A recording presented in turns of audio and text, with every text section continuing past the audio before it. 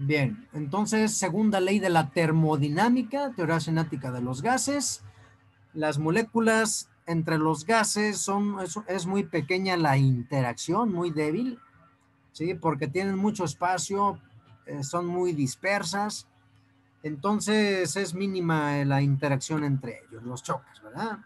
Las colisiones son pocas, sobre todo esto a baja presión. La baja presión, las rotaciones o vibraciones, pues no tienen en sí un efecto, no influyen. Entonces, la segunda ley de la termodinámica nos dice qué es lo más probable que va a pasar en la naturaleza. ¿Sí? Lo más probable, no lo prohibido. ¿Sí? Entonces, establece cuáles procesos de la naturaleza se presentan y cuáles no. Entonces, les decía que el calor fluye del cuerpo más caliente al más frío. Si ustedes ponen dos cuerpos uno junto al otro, el calor fluye del de mayor temperatura al menor. Está prohibido que pase lo contrario, no está prohibido, sin embargo, lo más probable es que ocurra lo que se ha observado siempre, que va del más caliente al más frío. Una pelota que se deja caer, se observa que alcanza el reposo, se empieza a detener poco a poco. ¿Sí? No se ha observado al momento que ocurra lo contrario, que de la nada la pelota empiece solita a rebotar. Es decir, eso es lo más probable que ocurra en la naturaleza, que sea la pelota la que se vaya deteniendo y no al revés. En el caso de un péndulo en oscilación, si ustedes sueltan el péndulo, como está aquí en la figura, ese péndulo, debido a la fricción con el aire, poco a poco se empieza a frenar y llegará el momento en el que se detenga. Entonces la energía mecánica del sistema se convierte en energía interna en el aire. ¿Sí? En este caso el péndulo finalmente se va a detener y lo que no se ha observado es lo contrario, que de la nada el péndulo empiece a moverse. ¿Sí? A lo mejor dicen, bueno, si llega una corriente de aire lo va a empujar. Ah, pero ese ya es otro sistema externo. ¿De acuerdo? Pero por sí solo no. Y en el caso de la pelota que aquí mencionaba, ¿cómo puede la pelota de repente empezar a rebotar? Pues que llegara una corriente de aire o llegue alguien y la agarra. Entonces estamos hablando de una nueva energía, ¿sí? Que va a hacer el efecto contrario al de la naturaleza. Pero por sí solo, sin un efecto, sin un tercero que intervenga, la pelota no va a rebotar por sí sola. ¿Sale? Ni el péndulo se va a empezar a mover. Tendrá que llegar alguien para que lo mueva. O una corriente de aire para que lo mueva. Pero por sí solo no se ha visto que eso ocurra. Muy bien. Entonces se dice que estos procesos son irreversibles. Ocurren de manera natural en una sola dirección. No se ha observado jamás que algún proceso irreversible proceda de regreso, ya que si lo hiciera, se viola entonces la segunda ley de la termodinámica. Muy bien. Chequen aquí la palabra de manera natural. ¿Sí? Al decir esto, estamos dejando de fuera procesos externos. ¿Sí? Así por sí solo la naturaleza no. Muy bien. Vamos a pensar en el gas. En un gas que, por ejemplo, está aquí encerrado en este recipiente. Aquí hay una válvula cerrada también.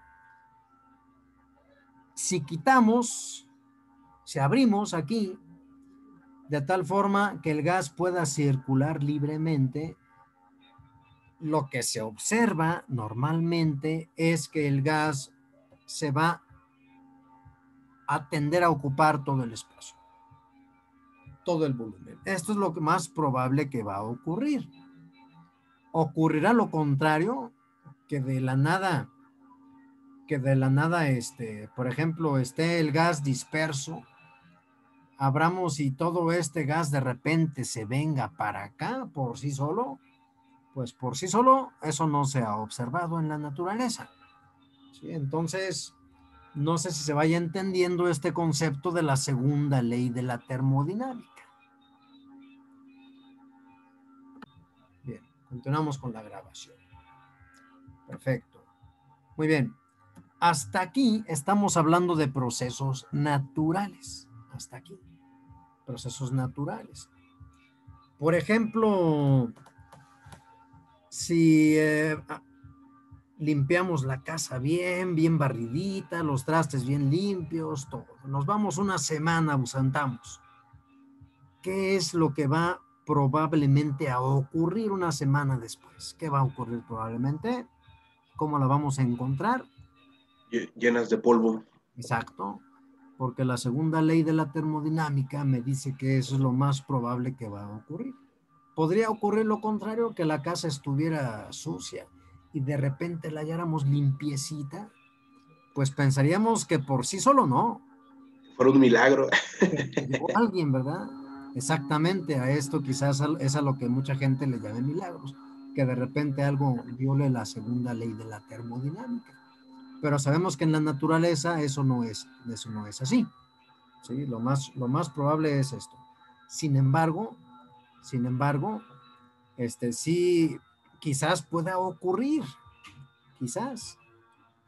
¿Sí? Y como prueba está, por ejemplo, cuando ocurrió el Big Bang, la famosa explosión que dio origen al universo, se supone que lo más probable que debió ocurrir fue un desorden, ¿sí? Pero la segunda ley de la termodinámica nos dice que lo más probable es eso, que hubiera habido un desorden.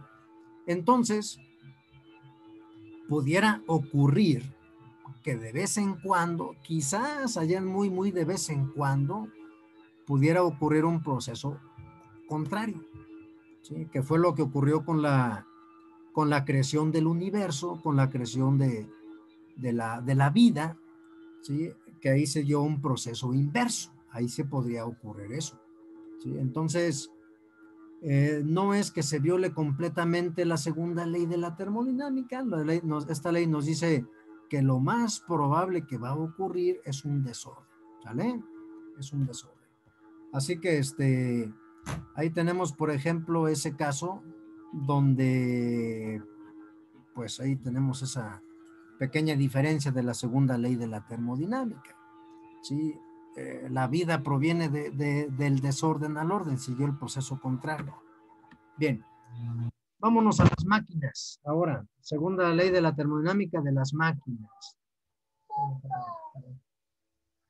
Segunda ley de la termodinámica aplicada a las máquinas. Chéquense la palabra. ¿Han escuchado que dice que lo imposible no existe? Bueno, aquí la palabra imposible forma parte de la segunda ley de la termodinámica y dice lo siguiente. Es imposible construir una máquina térmica que operando en un ciclo no produzca otro efecto que la absorción de energía térmica de un depósito y la realización de una cantidad igual de trabajo. Bien, ¿qué significa esto que está aquí, la segunda ley de la termodinámica? Durante mucho tiempo, los científicos se dieron cuenta de que podían obtener energía mecánica de la energía calorífica, es decir, obtener, por ejemplo, yo les mostraba en la primera diapositiva aquel mecanismo que obtuvo en el siglo I, aquel personaje que construyó la Eulípila, se llamaba Eulípila, de Eurio, algo así. Entonces, él logró mover una esfera utilizando vapor. Entonces, la idea era, si toda la energía que se utilizaba de la quema del combustible era para obtener el movimiento. En este caso, el movimiento es el trabajo. Entonces, durante mucho tiempo fue la obsesión de muchos científicos construir una máquina que convirtiera toda la energía que quemaba el combustible y la convirtiera en movimiento. Sí, entonces fue la obsesión. Hoy en día, después de muchos estudios, intentos científicos, sabemos que no es posible. Parte de esa energía se va a ir a un depósito frío. Es decir, que parte de la energía se va a perder como una o como otro tipo de energía de desecho. ¿Sí? Lo ideal es que la máquina utilizara toda la energía que proviene de la quema del combustible, toda, que de ahí proviene. Pero al final nos demos cuenta de que no es así. Entonces aquí dice que no es posible construir una máquina que convierta toda la energía calorífica en trabajo. Así que los motores siempre tendrán una energía que va a un depósito frío. ¿Qué significa? Que es una energía que se escapa, se pierde. ¿Sí? De ahí que los automóviles lo hacen a través del tubo de escape. Recuerden que la energía que saca el motor la convierte en trabajo, que en este caso es el movimiento del automóvil, aparte de hacer trabajar la energía eléctrica, la computadora, etcétera, ¿sí? La iluminación, pero mucha de esa energía se va por el tubo de escape. ¿Sí? Entonces, si no hubiera ese tubo de escape, esa energía interna se le incrementa mucho y sería una temperatura muy alta la que sale. ¿Se entiende esta segunda ley de la termodinámica que enuncia Kelvin Planck para las máquinas? ¿De acuerdo? Sí, profe. Entonces no existe la máquina perfecta, Sí. a pesar de muchos intentos. Durante mucho tiempo también se buscó una máquina de movimiento perpetuo, aquella máquina que no requiriera combustible, o sea, que siempre se estuviera moviendo. Pero eso no puede ser porque esta segunda ley pues dice que no puede ser. O sea, la energía del movimiento tiene que obtenerla de otro lado. ¿Sí? No puede salir de la nada. Bien. Entonces, una máquina térmica es un dispositivo que toma energía por calor. Entonces, vamos a pensar en el motor, quema combustible. Y entonces hay un proceso cíclico. Parte de esa energía se expulsa en forma de trabajo. En otras palabras, en el movimiento del automóvil. Pero otra parte de la energía se cede al foco frío. Es una forma de decir que se cede energía al ambiente, energía que se pierde. ¿De acuerdo? Energía de desecho. Entonces aquí está este movimiento cíclico. Lo ideal es que toda esa energía que sale se fuera para acá, al trabajo, pero no es así. En el caso de los focos, ¿sí? En el caso de los focos, las lámparas, por ejemplo, la energía eléctrica que entra por aquí, lo ideal es que se convirtiera en iluminación, pero sabemos que no, que mucha de esa energía se convierte en calor. ¿Sí? El foco lo tocamos, está caliente. Tocamos una máquina, cualquier máquina que utilice energía eléctrica, veremos que está caliente, porque mucha de esa energía no la transforma en lo que queremos, sino es energía cedida al foco frío. Así se le llama. Y tenemos la energía absorbida del foco caliente, que es en este caso la quema del combustible, en el caso del motor. Muy bien. En el caso del foco, nada más es efectivo como un 10% lo que se utiliza para la iluminación. Imagínense, el otro 90% se pierde, se va para acá. Sí, se pierde. En el caso de un carro, anda más o menos la eficiencia como en un 30%. ¿Sí? Y el otro 70% es lo que se va a través del tubo de escape la mayor parte. Entonces, los motores, aquí menciona el motor de combustión interna de un automóvil, emplea energía de la quema de un combustible para realizar trabajos sobre pistones, lo que resulta en el movimiento del mismo. Una planta de energía produce electricidad. Un combustible como el carbón se quema y los gases de alta temperatura producidos se emplean para convertir agua en vapor, el cual se dirige a las aspas de una turbina y las pone a girar. Pero sabemos que mucha parte de esa energía del vapor se va por las chimeneas que están aquí, ¿sí? En forma de vapor muy, muy caliente. Se escapa. Bien. Operación de una máquina térmica, visto en estos tres pasos, se absorbe energía por calor de un depósito de energía a alta temperatura. Que lo vuelvo a reiterar, en el caso del motor, es la quema del combustible. Esta máquina realiza trabajos, en este caso, mover el automóvil. Eso, mover el automóvil. Sí, sería mover el automóvil. Y se expulsa energía por calor a un depósito a temperatura más baja. Esta tercera parte, les digo, es la energía que se escapa, la que no es empleada en lo que se desea, ¿sí? Y la mayor parte de esa energía se va, se escapa.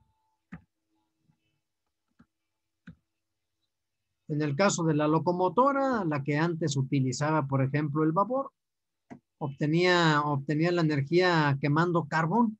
Hoy lo hace quemando diésel. ¿Sí? Y se convierte una fracción del mismo en energía mecánica.